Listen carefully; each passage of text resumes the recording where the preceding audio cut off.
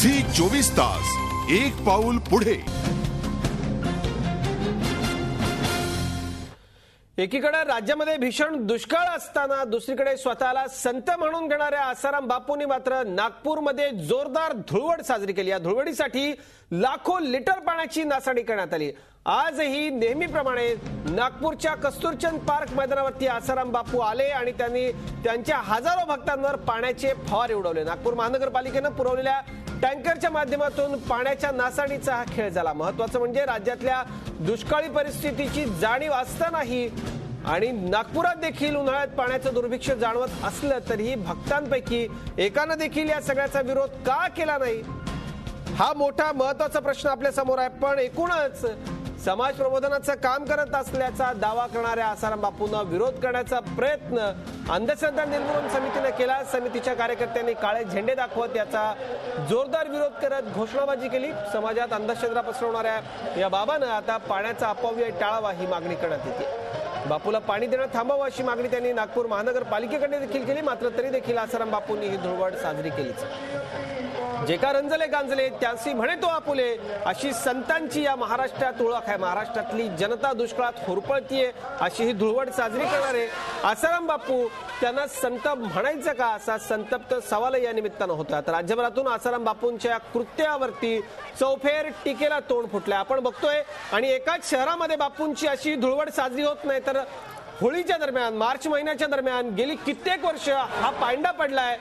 नैसर्गिक पळसाच्या रंगातून तयार करण्यात आलेल्या या रंगानं बापू हा फवारा उडवतात आणि आपल्या अंगावरती ते पाणी पाडून घेणारे भक्त स्वतःला पवित्र समजतात। कुणाच्याही धार्मिक भावना दुखावण्याचा हेतू नाहीये, पण ज्या महाराष्ट्राला परंपरा आहे संत तुकोबारायांची, संत नामदेवांची, संत गाडगेबाबांची आणि ज्या नागपुरात जे नागपूर जो विदर्भ संत गाडगेबाबा आणि संत तुकडोजी महाराजांची भूमी आहे, अशा भूमीमधल्या वैदर्भवासियांना काय झालंय? आपल्या पुरोगामी महाराष्ट्राची ओळख ते विसरलेत का? आसाराम बापू संत असतील, धार्मिक नेते असतील, त्याबद्दल काही वाद नाहीये, पण अशा पद्धतीने एकीकडे दुष्काळ राज्यामध्ये एक एक थेंब पाण्यासाठी लोक तडफडत आहेत। सख्या भावानं पाण्यासाठी सख्या भावाची हत्या केल्याची घटना राज्यात आजच घडली आहे आणि अशा परिस्थितीत स्वतःला संत म्हणून घेणारे बापू लाखो लिटर पाण्याचा अपव्यय करतात आणि नागपूर महापालिका हे पाणी उपलब्ध करून देते। अखिलेश साळवे आपल्या बरोबर आहेत, आमचे नागपूरचे प्रतिनिधी।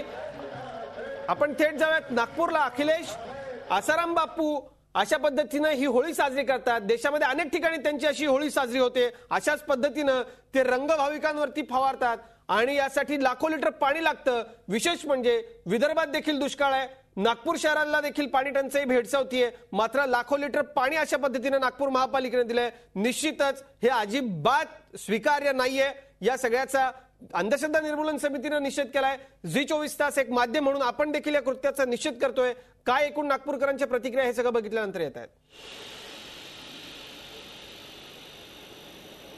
खरं अजित, आपण जर का पूर्ण प्रकार बघितला तर गेले अनेक वर्षांपासून बेमालूमपणे सुरू आहे आणि दरवर्षी नागपुरात ह्या काळात मार्चच्या काळात होळीच्या आधी ही होळी खेळली जाते आणि मोठ्या प्रमाणात पाण्याची नासाडी होते। खरं तर पूर्ण महाराष्ट्रात दुष्काळी परिस्थिती आहे, मराठवाड्यात पाण्याकरता लोक भांडतायत, नागपुरात देखील उन्हाळ्याच्या काळात पाणीचं तसं दुर्भिक्ष असतं, पाणी मिळत नाही आणि ह्याच्यामध्ये हे सगळं असं असताना देखील हा पाण्याचा खेळ खेळण्यात आला। लाखो लिटर पाण्याची नासाडी करण्यात आली आणि ह्या सगळ्यांचा कळस म्हणजे दरवर्षीप्रमाणे हा खेळ खेळला जातो। याच्यावर टीका देखील केली जाते, पण या टीकेला न जुमानता बेमालूमपणे आसाराम बापू हे अनेक ठिकाणी देशामध्ये बापू या होळीच्या दरम्यान जाऊन करत असतात। खरं तर अत्यंत हे दुःखदायक आहे। गाडगे महाराजांची, राष्ट्रसंत तुकडोजी महाराजांची भूमी आहे आणि त्या भूमीमध्ये अशा पद्धतीनं लाखो लिटर पाण्याचा अपव्यय होतोय दुष्काळात। खरोखर बापूंना संत म्हणायचं का? ज्येष्ठ सामाजिक कार्यकर्ते कुमार सप्तर्षी आपल्याबरोबर आहेत। कुमारजी, हे सगळं गेले कित्येक वर्ष चाललंय, पण आता हे सहन होत नाहीये। दुष्काळ आहे राज्यामध्ये, आज अशी घटना घडली आहे राज्यामध्ये, पाण्यासाठी दुष्काळी भागात एका भावानं भावाची हत्या केली आहे आणि संत म्हणून घेणारे लोक अशा पद्धतीने पाण्याचा अपव्यय करतायत। तुमची प्रतिक्रिया काय या सगळ्यावर? खरं म्हणजे संत हा शब्द आपल्याकडे जंटलमन याच्या आधारे, म्हणजे संत हे फार सज्जन असतात, पण तसं आता अलीकडे जे पीक आलंय सगळं बाजारू झालेलं आहे, त्या बाजारू याच्यामध्ये संत काही तसे जंटलमन राहिलेले नाहीयेत, त्याचं हे प्रतीक आहे। पण त्यांना कोण विचारणार, कारण त्यांना त्यांचा स्वतःचा भक्तगण असतो आणि ही संत मंडळी त्यांना मोक्ष देणार असतात किंवा भौतिक सुख देणार असतात. विषम चित्र दिसतं, त्याचं त्यांना काही नसतं.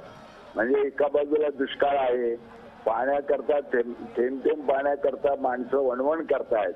आणि इथे विशेष याच्यातला भाग असा आहे की नागपूर कॉर्पोरेशन ही पब्लिक बॉडी आहे, ती त्या ठिकाणी सगळे टँकर पुरवते आणि त्याच्यात हे धमाल करतात पाणी उडवून. म्हणजे एका अर्थानं दुष्काळातल्या लोकांची ती चेष्टाच करतायत. म्हणजे त्यांना असं दाखवतायत की तुम्ही कसे राहा, आमचं आपलं चालू आहे.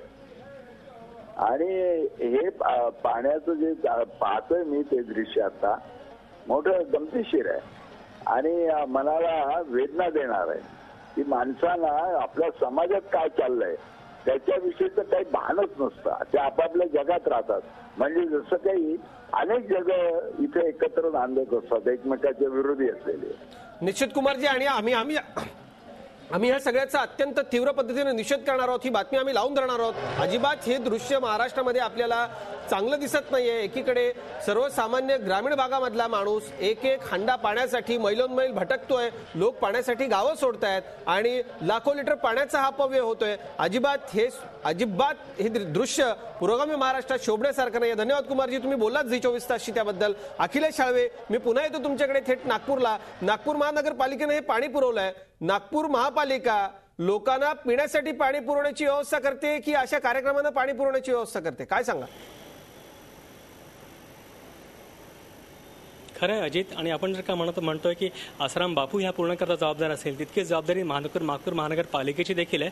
नागपुरात उन्हाच्या काळात पाणी मिळत नाही, त्याकरता महानगरपालिकेला टिकेची झोड सहन करावी लागते. असं असताना हजारो लिटर लाखो लिटर पाण्याचा पुरवठा आसाराम बापूंना करायचा, त्यांना नासाडी करण्याकरता पाणी द्यायचं, हे अतिशय निंदहार आहे. आणि महत्त्वाचं म्हणजे ह्या सगळ्या गोष्टींची माहिती असताना देखील महानगरपालिकेने पाणी पुरवठा केला आहे. त्यामुळे या पूर्ण जबाबदारीतून महानगरपालिका स्वतःचा बचाव करू शकत नाही, ते तितकेच जबाबदार आहे.